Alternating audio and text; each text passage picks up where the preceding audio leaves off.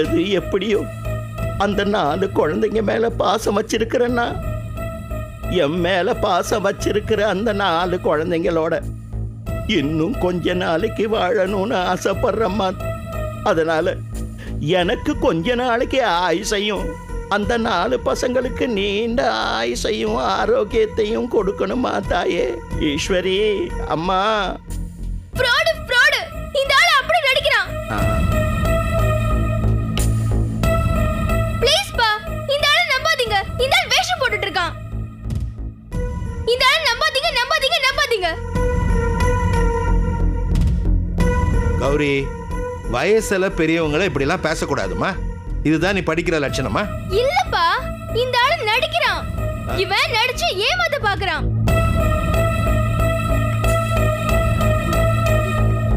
வாம்மா கௌரி, சௌக்கியமா இருக்கியா? இது யாரு? உங்க அப்பாவா? ஐயா வணக்கம். வணக்கம் வணக்கம். என் பேரு கோதண்டராமன், போலீஸ்ல இன்ஸ்பெக்டரா இருக்கேன். கௌரி உங்களை பத்தி சொன்னா அதான் பார்த்துட்டு போலான்னு வந்திருக்கீங்க அதானே? ஐயா, கௌரி என்னை பத்தி உங்ககிட்ட நல்ல விதமாவே சொல்லி இருக்க மாட்டா. ஏன்னா பாலு, சந்தியா, கௌதம் இவங்க 3 பேரும் என் மேல வச்சிருக்கிற அபிப்பிராயம் இவளுக்கு இல்ல. எப்பவுமே என்ன ஒரு மாதிரியா தான் பாவிக்கிறா. எதிரியா பாவிக்காம பின்ன கடவுளை அவ சேவிப்பாங்க?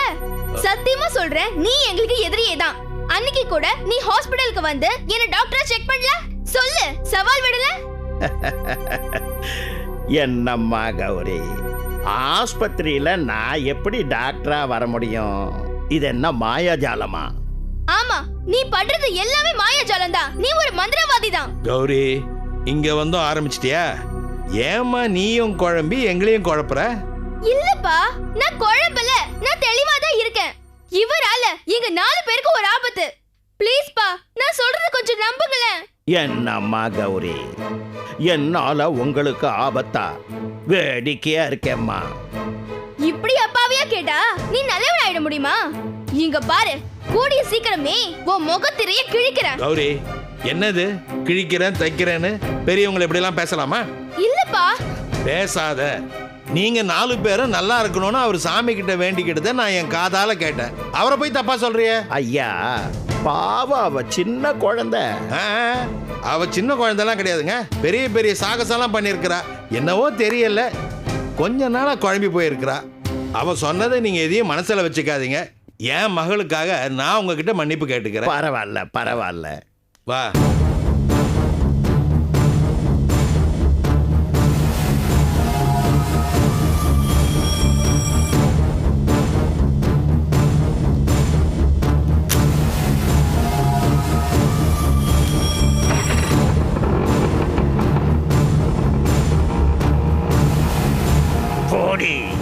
உங்க 4 பேரையும் நான் அழிக்காம விட மாட்டேன். கூடிய சீக்கிரமே அழிக்கிறேன். போனவங்களை என்ன காணுமே? கௌரி அந்த வயசானவரை காட்ட போறேன்னு சொன்னாலே, இவங்க அவரை பார்த்தாங்களா? அவர் அங்க இருந்தாரா? கௌரி சொல்றதெல்லாம் உண்மையா?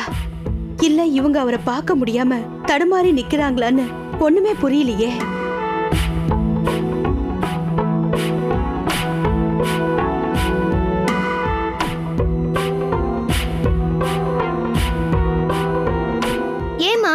இப்படி டென்ஷனா இருக்கீங்க? உனக்கு ஒண்ணு தெரியாதுடா, போய் உன் வேலையை பார். அப்பா தாத்தாவை பத்தி என்கிட்ட கேட்டிருந்தா நானே சொல்லிருப்பேன். அவர் கௌரி பேச்ச கேட்டு அவ்வளவு தூரம் போயிருக்க தேவையே இல்ல. அப்பாக்கு ஸ்டேஷன்ல எதுவும் வேலை இல்லைன்னு நினைக்கிறேன். டேய், நீ உன் வாயை முடிக்கிட்டு கொஞ்சம் சும்மா இருக்கியா? Okay okay.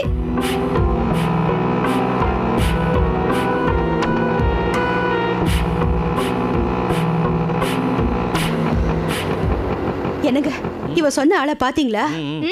அப்பாவும் பார்த்தாரு. எல்லாரையும் போலவே அப்பாவையும் மயக்கிட்டாரு. என்னங்க சொல்றா இவ? பார்த்தாங்கனங்க, அவருக்கு 60-65 வயசு இருக்கும். நல்ல வெள்ளை வெளையர்னு தாடி தொந்தி வரைக்கும் வச்சிருக்கிறாரு. தோல் வரைக்கும் தலைமுடி இருக்குது. பார்த்தா தன்மையானவரா தான் தெரியறாரு. அப்பா, அவர் பிளாக் கலர் கோட் கூட போட்டிருப்பாரு. அதை விட இன்னொரு நல்ல விஷயம் என்னன்னா, நான் போகும்போது அந்த பெரியவர் சாமி கிட்ட நம்ம கௌதம், கௌரி, சந்தியா, பாலு இவங்கெல்லாம் நல்லா படிக்கணும், ஆரோக்கியமா இருக்கணும், தீர்க்காயுளோட இருக்கணும்னு வேண்டிக்கிட்டு இருந்தாரு.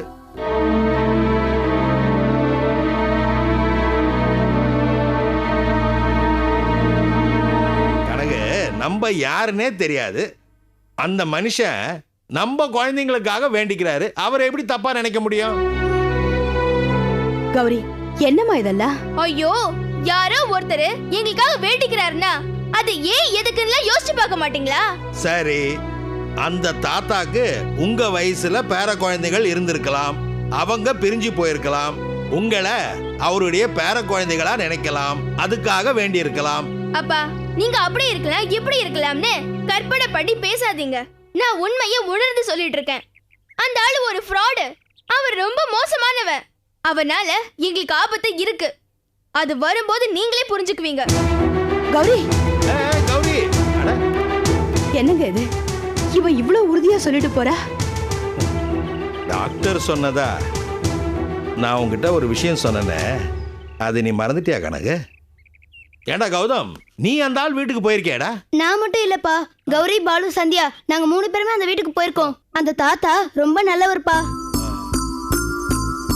அந்த தாத்தா எங்க எல்லாருக்கும் சமோசா கொடுத்தாரு.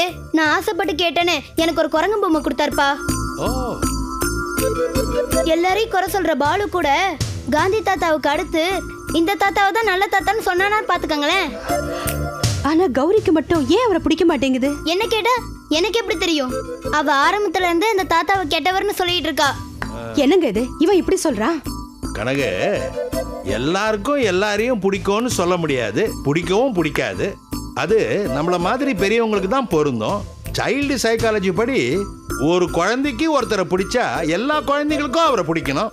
பின்ன கௌரிக்கு மட்டும் ஏன் அவரை பிடிக்கல? அம்மா, அவ பேச்ச விடுங்கம்மா. அவ இந்த மாதிரி தான் லூஸ் தனமா பண்ணிட்டு இருப்பா. டேய், வாய் மூடுற. அரஞ்சனா பல்லு கீழே விழுந்துரும். உன் கூட பிறந்தவள நீயே லூசுன்னு சொல்லுவியா? கனகு, எதையோ நினைச்சுக்கிட்டு அவனை திட்டாத.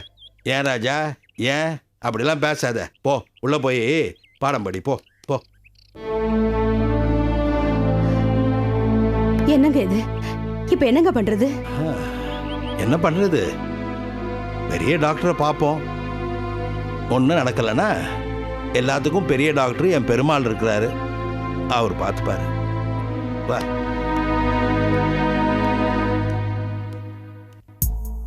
லாக் பண்ணி வச்சிருந்த துருமுகி தந்திரமா தப்பிச்சு போயிட்டா.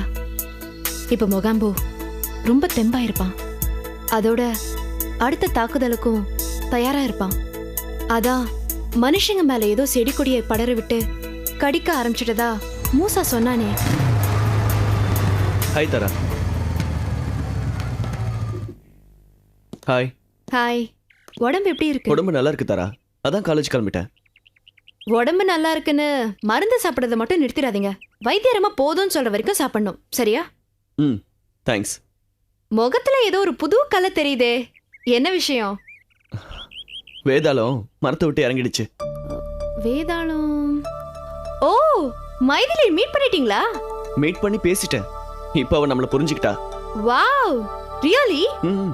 அப்படினா வீட்ல மேட்டர் ஓபன் பண்ணிட வேண்டியதானே? நான் வந்து பேசட்டுமா? ஐயோ, வேணாம் சாமி. ஏன், எதுக்கு இப்படி அலறீங்க? பின்னங்க, எங்க அப்பாவே எங்க கல்யாணத்துக்கு சமைச்சா கூட நீங்க வந்து பேசுனீங்கன்னு வைங்களேன், உங்களுக்காகவே எங்க அம்மா ஒத்துக்க மாட்டாங்க. ஓ, உங்க அம்மா என்ன என் மேல கோவமா இருக்காங்களா? அவங்கள விடுங்க, படிக்காதவங்க பட்டிக்காடு, அவங்க அப்படிதான் பேசிட்டு இருப்பாங்க. நீங்க அவங்கள நினைச்சு ஃபீல் பண்ணாதீங்க. புரியுது பிரகாஷ், ஆனா நான் இங்க இருந்து போறதுக்குள்ள அவங்கள எப்படியாவது சமாதானப்படுத்தி ஆகணும். படுத்துங்க படுத்துங்க. ஆமா, இப்பெல்லாம் ஏன் என்ன வெளியே கூப்பிடுறதே இல்ல? உங்க அமோனிச்சி ஆராய்ச்சி போயிட்டு இருக்குதா இல்லையா? ஹலோ, உங்களை வெளியில கூப்பிடலனா என் ஆராய்ச்சி நிறுத்திட்டதா அர்த்தமா? அது பாட்டுக்கு ஒரு பக்கம் போயிட்டு தான் இருக்கு. இல்ல, இப்பெல்லாம் இத பத்தி என்கிட்ட நீங்க பேசுறதே இல்லையே, அதான் கேட்டேன். எப்படி பேச முடியும்? முதல்ல நான் உங்க வீட்ல இருந்தேன், நம்ம 2 பேரும் நிறைய நேரம் பேசிட்டு இருந்தோம். இப்ப நான் எங்கேயும் நீங்க அங்கேயும் இருக்கீங்க, அப்புறம் எப்படி பேச முடியும்? சரி, இப்படி சந்திக்கும் போதாவது அதை பத்தி சொல்லாமே. காலேஜ் போறவங்கள நிக்க வச்சு சொல்ற அளவுக்கு அது முக்கியமான விஷயமா என்ன? நல்லா சமாளிக்கிறீங்க.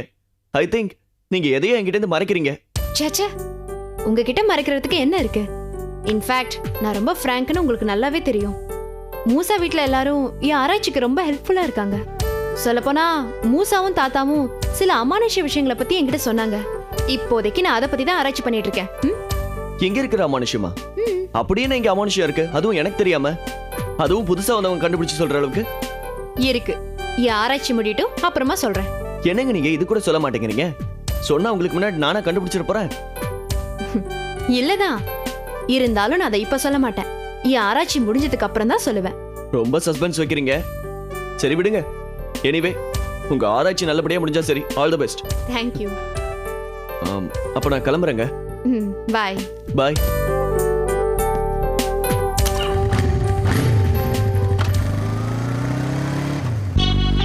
நான் ஆராய்ச்சி பண்ற விஷயமே நீ சம்பந்தப்பட்டதுதான். இது தெரியாம நீ உன்னை பத்தியே என்கிட்டயே கேக்குறிய பிரகாஷ்.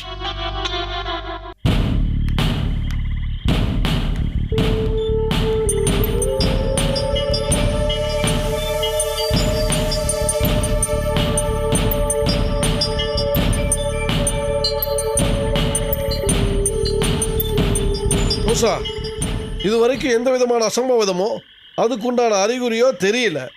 தாத்தா, இந்த ரத்த காட்டேரிகளை நாம வேரோடும் வேரடி மண்ணோட அழிக்கிற வரைக்கும் நாம சர்வ ஜாக்கிரதையா இருந்தே ஆகணும். இதுல இருந்து ஒரு ரத்த காட்டேரி தப்பிச்சா கூட அதுங்களோட முகாம் வேற இடத்துக்கு மாறிடும். அப்புறமா நாம அதுங்களை தேடி கண்டுபிடிக்கிறதுக்குள்ள இதுங்க அந்த இடத்துல இதுங்களோட இனத்தை விதைச்சிடும். அப்புறம் நம்மோட பாடு திண்டாட்டமாயிடும். இந்த உலகம் அழியறதுக்கு நாமளும் ஒரு காரணமாயிடுவோம். ஆமா மூசா, இந்த பூமியை காப்பாற்ற வேண்டிய மிகப்பெரிய கடமை நம்ம முன்னாடி இருக்கு. ரத்த காட்டேரிகள் அழிக்கிற வரைக்கும் நமக்கு ஊனும் இல்ல உறக்கமும் இல்ல. ஏன் மூசா, தன்னால கடிக்கப்பட்ட மனுஷங்களை ரத்த காட்டேரிங்க இன்னைக்கு அழைச்சு கடிப்பாங்களா? நிச்சயமா. அப்படி கடிப்பட்டவங்க எல்லாம் அவங்களோட இடத்துக்கு போக விடாம நாம தான் தாத்தா தடுத்தாகணும். வாங்க போலாம்.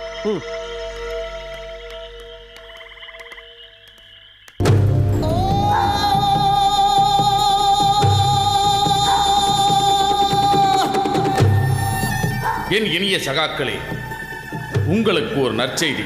ஆஹா, இன்று நாம் யாரும் ரத்தம் குடிக்க மனிதரை தேடி போக வேண்டாம். ஐயோ தலைவா, எம்மை பட்டினி போடுவதுதான் உங்களுக்கு நற்செய்தியா? ஏய், முன்பின் யோசிக்காத முந்திரி கொட்டையே, நான் சொல்வதை முழுமையாக கேட்டுவிட்டு பிறகு பேசு.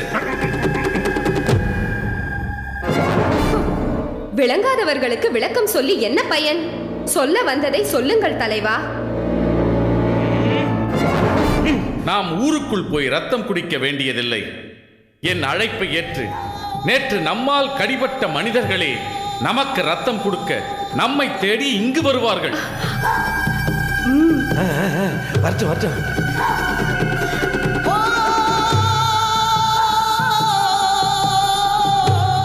இரத்த காட்டேரிகளால் கடிபட்ட எனதருமை நாவலூர் வாழ் அடிமைகளே, உங்கள் தலைவன் மொகாம்போ அழைக்கிறேன்.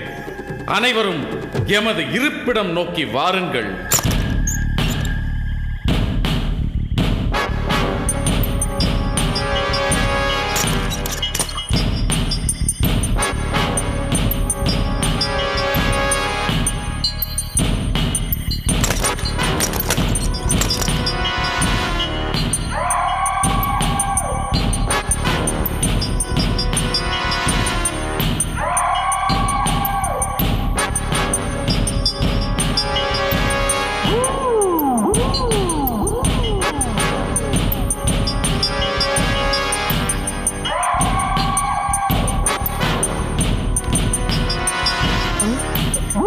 தாத்தா, அவங்களாம் ஏன் கூட்டமா வராங்க?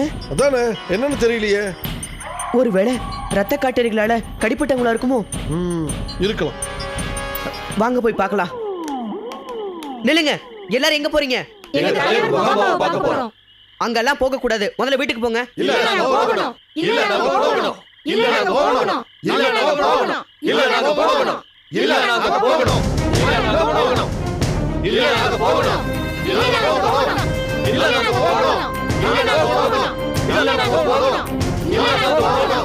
மூசா, வேற வழியே இல்ல.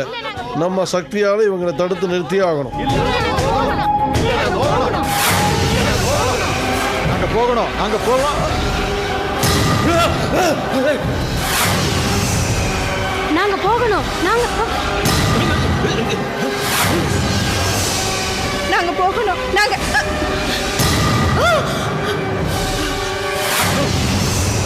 நாங்க போகணும், நாங்க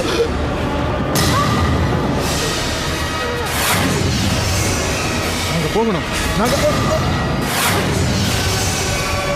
நாங்க போகணும்.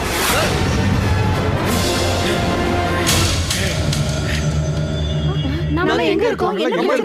என்ன பிரச்சனை? எந்த பிரச்சனையும் இல்ல. எல்லாரும் வீட்டுக்கு போய் நிம்மதியா படுத்து தூங்குங்க. போங்க. வாங்கப்பா போலாம். வாங்க போலாம்.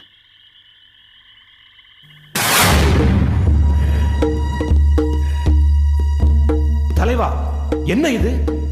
நமது உடல்களில் ஏன் மின்சார தாக்குதல் ஏற்பட்டது? உச்சன் தலையிலிருந்து உள்ளங்கால் வரை சிலிர்த்து போய்விட்டது தலைவா. எனக்கும் தான் தலைவா. ஆமாம், நானும் தாக்குதலுக்கு உட்பட்டேன். நம்மால் கடிக்கப்பட்டவர்கள் நற்சக்தியின் தாக்குதலுக்கு உட்படும் போதெல்லாம் அவர்களை கடித்த இரத்த காட்டேரிகளான நமக்கும் அந்த தாக்குதல் இருக்கும். அப்படியானால் நமது அழைப்பை ஏற்று இங்கே வந்து கொண்டிருந்த நம்மால் கடிக்கப்பட்ட நாவலூர் மக்களை மூசா குடும்பம் தாக்கி தடுத்திருக்க வேண்டும் என்பது என் யூகம். ஐயோ, யூகம் உண்மையானால் விடியட்டும். உண்மைதானா என்பதை உறுதி செய்துவிட்டு அடுத்து என்ன செய்யலாம் என்று முடிவு செய்வோம். பொங்கல். தலைவா, விரைந்து முடிவெடுங்கள் தலைவா.